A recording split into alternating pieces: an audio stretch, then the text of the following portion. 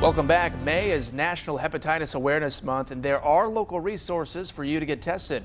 Dr. Omar Kokar with OSF Healthcare joins us live this morning to tell us all about it. Doctor, good morning.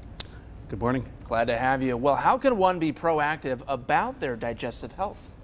Well, there's a lot of different ways. I think the primary things are a good diet, good exercise, sort of the same things you do for heart health are the same things you can do for digestive health.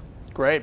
And obviously we want to talk about the digestive internal cancers and what are they that are avoidable? Yeah, well, the primary one is colon cancer. That's the one that's the most burden currently on the healthcare system, and it's also the most preventable.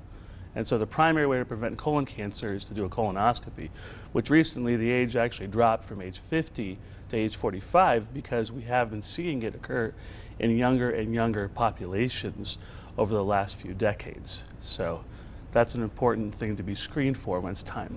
Right. Well, this month is Hepatitis Awareness Month. You mentioned to me before this interview that acute and chronic hepatitis are two different things. Can you kind of break that down for us? Sure. So acute is, think of it this way, is a matter of weeks.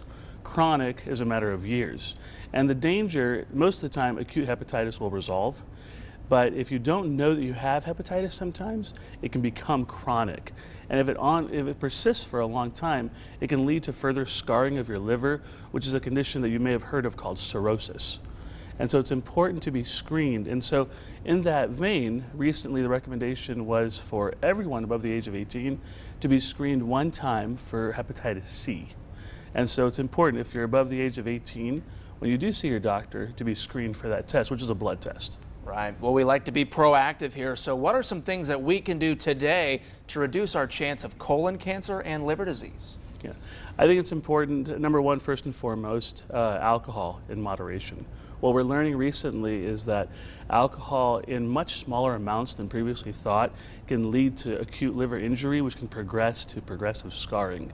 And so I think that's the first thing, is that to enjoy your alcohol, but much more moderately, especially if you're a woman. It's been shown that much smaller amounts can actually lead to liver injury, number one. And then number two, like we talked about, making sure your diet is healthy, making sure you get your exercise. And the most important thing is preventative screenings. And so what I would encourage folks is that even if you're younger, under the age of 40, which is relative, to make sure you get locked in with your community doctor and get the screenings that are indicated at the right time.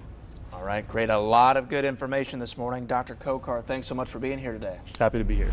And we will share this information and whole interview on our website, ciproud.com.